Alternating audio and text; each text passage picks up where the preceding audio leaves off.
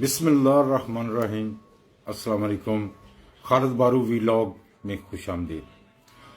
कल से बहुत ज़्यादा शोर पड़ा हुआ है कि फरहत गोगी गालिबन नाम है उस खतून का, जो इमरान खान के फ्रंट वूमेन के तौर पर सामने, फ्रंट पर्सन के तौर पर सामने आई और उसके असासे जो अदारों ने पकड़े हैं वो कुछ 4,500 मिलियन, हमारी तो भाई गिनती भी ख़त्म हो जाती है। ना हमने कभी इतने मिलियन, हज़ारों और इतना सोचा, ना कभी काउंट किया। तो ये इस लेवल के लोगों पे देखें आप, जब भी इल्ज़ाम लगते हैं मिलियन और बिलियन, यार इन लोगों ने क्या करना है इस पैसे को? मत मारी गई वेखो वेखी सारे इससे रात टूटन बर्क है। मेरा ख्याल है कि 100-150 तो उनके अकाउंट पकड़े गए हैं पूरे मुल्क में। और यही वो मसला था। चले मैं पहले ये बात पूरी कर लूं फराग गोगी वाली। तो जनाब अब ये है कि दुबई से रब्ता हो गया है पाकिस्तानी गवर्नमेंट का, और वैसे भी ये वारंट जारी करके जो है वो उनको ला सकते हैं उस खतून को। तो खतून को पाकिस्तान लाने की तैयारियां हो रही हैं और फिर उनसे सवाल पूछे जाएंगे कि आपने कितनी ट्रांसफ़रें की और कितने ठेके दिए और कहाँ कहाँ आपने कितनी कमीशन ली, और ये आपके अकाउंट में जो धड़ाधड़ मिलियन रुपीस ट्रांसफ़र हो रहे थे ये कहाँ से हो रहे थे, कौन कर रहा था और क्यों कर रहा था। तो सफाई का मौका मिलेगा जी, उनको बताएं वो कि इस तरह से मेरे पैसे हैं, ये फलां जगह से आए, और नहीं तो हकीकत बताएंगी फिर। तो ये बड़ा एक इम्पोर्टेंट मसला कल से सामने आ रहा है और मुझे लगता है जल्द इसके ऊपर वर्कआउट, बल्कि वर्कआउट हो चुका है इसके ऊपर। तो बात ये है जनाब कि यही वो पॉइंट था खान साहब, यही वो पॉइंट था जिसकी वजह से आपके मामलात खराब होने शुरू हुए। जनरल साहब जब ISI चीफ थे आपके पास आए, उन्होंने आके खान साहब को यही बातें बताई थी कि जनाब एक कॉल पकड़ी गई है जिसमें कुछ घर के मामलात बेहतर हालत में महसूस नहीं होते। अब इन्होंने बजाय उसके कि उस बात के ऊपर ध्यान करते कि ये क्या हो रहा है, क्यों हो रहा है, किसकी मर्जी से हो रहा है, इन्होंने जनरल साहब को तब्दील कर दिया। वहां से ये जंग शुरू हुई। अच्छा, आज जब ये सारे सबूत वगैरह सामने आ गए हैं और वो जो कॉल पकड़ी गई थी वो भी सोशल मीडिया पे चली, जिसमें बीबी बुशरा बीबी जो है वो अपने मुलाजम को, जो दरवाजे पे जिस पे ड्यूटी होती थी, उसको कह रही हैं कि जो सामान अंदर आ रहा था उसकी तस्वीर तुमने क्यों ली और शेयर क्यों की। तो उसने जवाब दिया कि जो भी घर के अंदर चीज जाएगी या आएगी, रिकॉर्ड तो हमने रखना है। तो उसने कहा कि खबरदार दोबारा तुमने ऐसी हरकत की, बल्कि उसके बाद उस मुलाजिम को वहां से हटा दिया गया। तो उसके बाद जो एक मॉरल हाई जो खान साहब कहते हैं, ईमानदार और मैं बिल्कुल करप्शन और किसी गलत काम या गंदे काम में मैं ऐसे, और बड़ा इंसानों से कोई ऊपर की चीज। तो सर इसका क्या जवाब देंगे आप?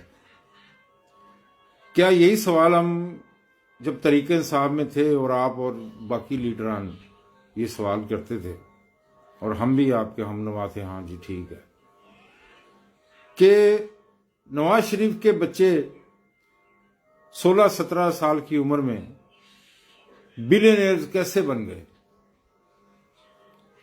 ठीक है, सही है भाई, हम ये सवाल पूछते हैं। अब हम आपसे भी पूछते हैं कि जनाब जब आपकी बीवी, आपका घर, आपके घर के अंदर धड़ाधड़ घड़ियां आ रही थी और ब्लैक मार्केट में बेची जा रही थी, इस्लामाबाद, दुबई, हर जगह पे, आप कहां सोए हुए थे? इसका मतलब है कि आपके इल्म में था ये सब कुछ, इसीलिए तो जनरल साहब को आपने फौरी हटा दिया। आपके इल्म में था ये सब कुछ। बहती गंगा में आपने भी हाथ धोए, मलक रियाज से जमीन भी ली, आपने भी ली, बुशरा बीबी के नाम पे भी है वो ट्रस्ट। वो जो पैसा बाहर से आया वो आज तक अदालतों के अकाउंट में पड़ा हुआ है, वो कौमी खजाने में क्यों जमा नहीं हुआ? ये सबसे बड़ा मुजरम है, मुजरमाना चीज है, मैं समझता हूं ये जुर्म है बहुत बड़ा कि पाकिस्तानी खजाने में पैसे जो आने थे वो आपने सुप्रीम कोर्ट में जमा करवा दिए और उसके अगेंस्ट मलक रियाज ने आपको जमीन अलाट कर दी। ये तो सीधा सीधा नुस्खा है, हर पाकिस्तानी को इस नुस्खे का पता है, ये तो कोई अचंभे वाली बात नहीं है। लेकिन आपकी वो हाई मॉरल ईमानदारी कहां गई भाई? अगर आपने देखा कि करप्शन वालों को नहीं पकड़ा जा रहा तो चलो ठीक है, मौजें करें। तो मेरे भाई इसी तरह तो सारा मुल्क का निजाम खराब हुआ।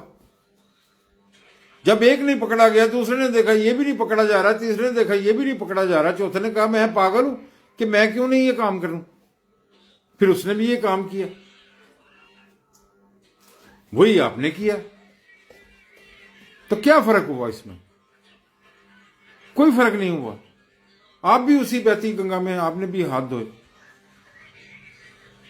हाई मॉरल वाली तो कोई बात नहीं रही आप में। मुझे बताएं अब आप ईमानदारी आपकी किधर गई?